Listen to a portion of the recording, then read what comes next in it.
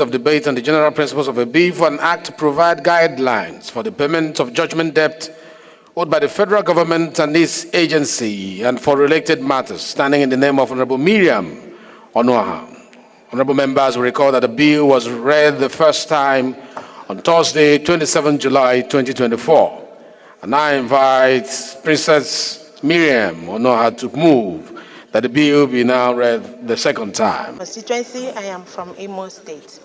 This morning, I rise to move a motion that the bill for an act to provide guidelines for the payment of judgment debts owed by federal government and its agencies and for related matters thereto be read for a second time. The People's Parliament, I am Aliyu Bapa Misau, representing the good people of Misau, Dambam Federal Constituency.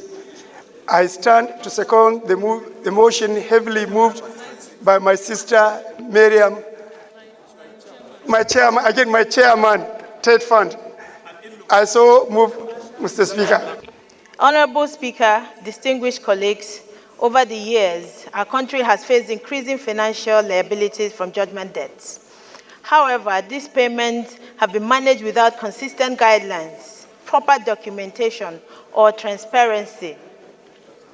Consequently, government agencies have often paid judgment debts on a discretionary basis without due consideration for the order of judgment, public interest, or the need to respect court orders, notwithstanding or not forgetting legislative scrutiny, which is left out. The current lack of a legal framework in handling these obligations has created room for negligence and misconduct.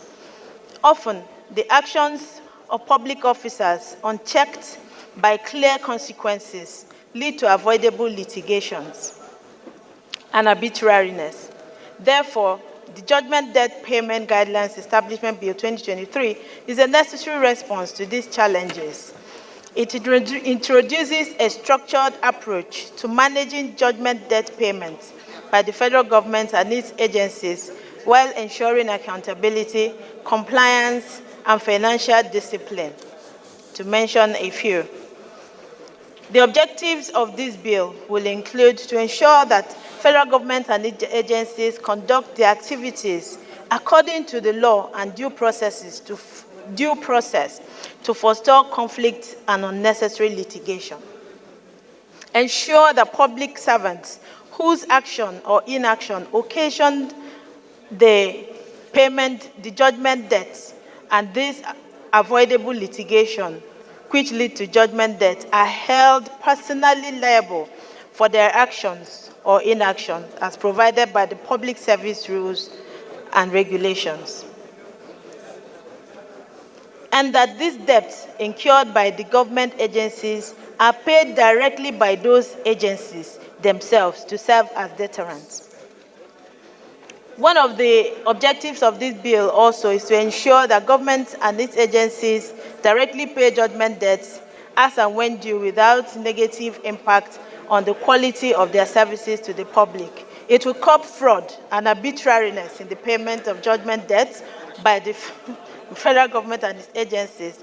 This bill will provide guidelines for the payment of judgment debts owed by federal government and its agencies in a manner that will protect public trust and the ease of doing business in Nigeria, as well as sequence of cases. It will ensure that the National Assembly appropriate funds, carefully scrutinize, approve, and appropriate these funds in a manner that brings to public glare the actual status of liability accruing to public judgment debt. Clarifications of this bill. Mr. Speaker and honorable colleagues, it is important to classify that this bill does not intend to repeal the Sheriff and Civil Process Acts. Rather, it highlights and complements existing provisions, and including that which will provide specific guidelines tailored to the payment of judgment debt owed by the government or its agencies in particular. This bill focuses on ensuring that payments are managed transparently, fairly, and with respect to established priorities without undermining the broader framework of the Sheriff and Civil Process Acts. In conclusion, Mr. Speaker, distinguished honorable colleagues, I urge you all to support this bill.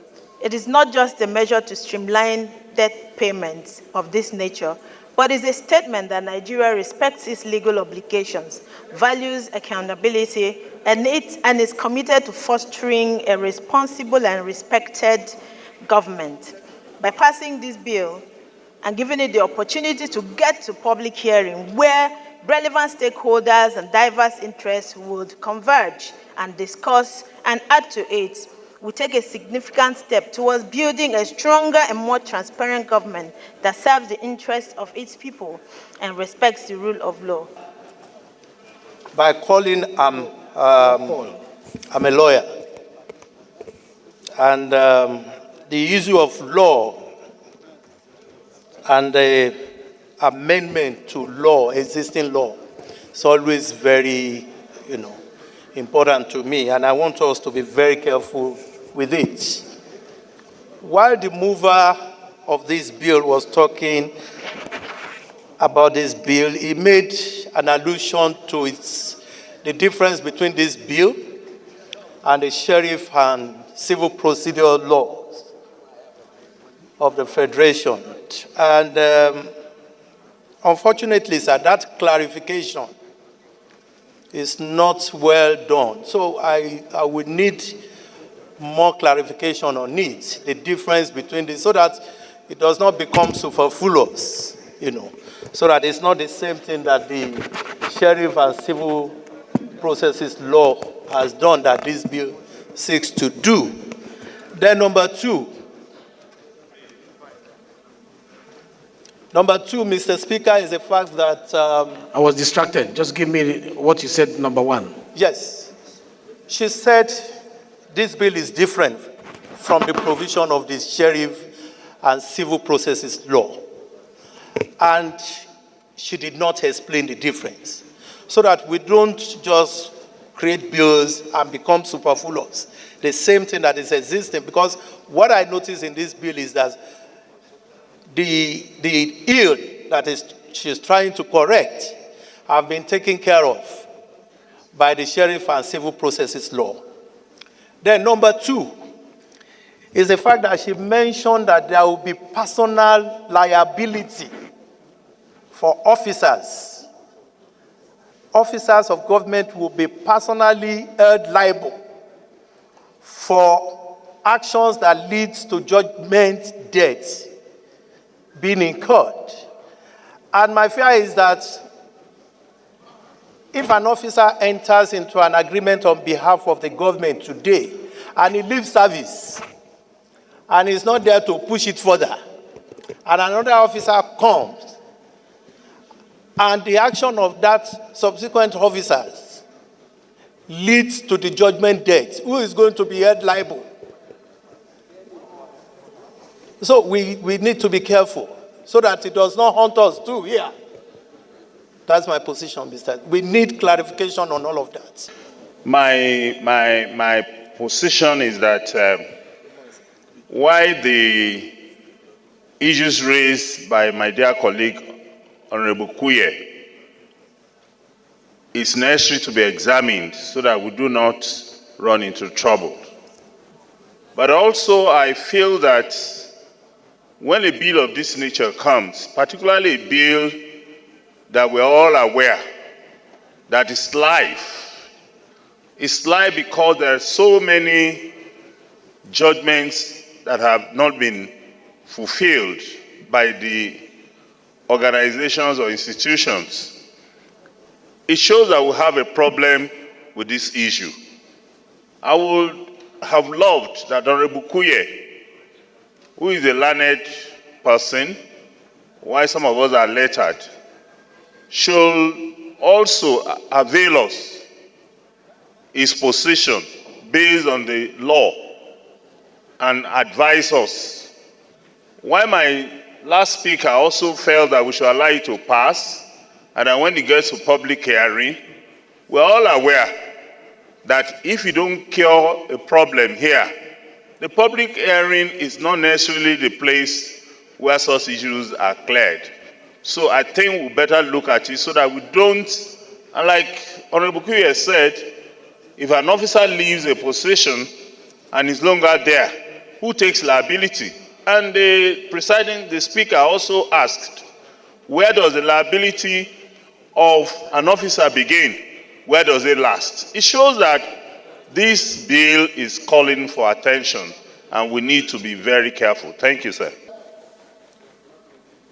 We are debating this bill with reference to Order 12.5.1 and 2 with respect to the general merits and the principles of this bill.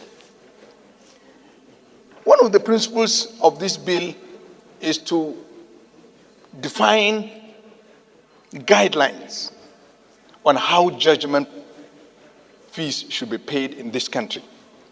If I can recall, the preponderance of requests for judgment fees in our appropriation over the years has been there. We can go through the Appropriation Act for so many years. There are different requests for monies to be appropriated for payment of judgment fees without any guidelines. And I think this kind of bill is timely. It's not an establishment bill. It's just trying to have a law that will enshrine guidelines bordering how judgment fees are paid in this country, which were non-existent before. So I think it's a good innovation. It will help how judgment fees are paid by government agencies and even individuals. So I think if our colleagues will allow this bill to go through, let it be x-rayed, let it be attended by professionals within the sector. I think it will help how we can determine how judgment fees are paid in this country. Thank you for this opportunity of a right of reply. I want to thank my colleagues for their various views, but the essence of this bill is to draw our attention to the lacuna that exists in any previous legislation or the need to strengthen or provide framework to cure a mischief which this bill seeks to expose and cure. My colleague, Honorable Kuye, talks about the liability or personal liability to the officer of government or the administrative officer whose negligence or misconduct brought this judgment debt liability to government. Over time, we have seen that there's a problem, and the need for bills or a law is to check misconduct, negligence, and arbitrariness within the administrative and entire public space. We have seen that over the years, incessant debts accruing to government have been caused by deliberate in-house connivance of administrative officers who may have some sort of interest in that judgment which goes in favor of an interested partner that they are supporting. So we can examine the extent of liability at what time to draw the attention of that officer to bear. But this bill and the mention of this provision is to deter or make public servants, public officers, sit up to their duties, be more accountable, and be more transparent. And it will promote patriotism as well as deter such connivances which have brought economic loss to Nigeria owing to avoidable payment of judgment debts. Secondly, I'd like us to also know that the issue of judgment debts have been bottled with a lot of secrecy and poor knowledge of what is happening. As a house, I don't think we have had the privilege, like my leader Sada Soli said, apart from the broad line, to scrutinize line by line and actually be aware how much indebtedness as a nation do we do we have, or as we stand presently, so that this House can, line by the relevant committees of the House, consider, approve, scrutinize, and appropriate such funds, so that we are aware of how much is owed and the guideline with which to pay it. This will reduce All right. mistrust with the system and the policy, and promote ease of doing business in government, All and right. actually breed inclusivity and public trust. Understanding of the Sheriff and Civil Procedures Process Act in Nigeria is that it outlines duties, it outlines powers as well as responsibilities of sheriffs in carrying out civil processes, which include serving of court documents, executing court orders, as well as enforcing judgment. That's my understanding of the referenced Civil Sheriff and Civil Process Act. My understanding also of the bill is to the fact that it is looking at guidelines, but it's up to the House. I'll put the question. Those in support of this motion say aye. Those in support of this motion say aye. Those against say nay. The ayes have it. This bill is referred to Committee on Justice.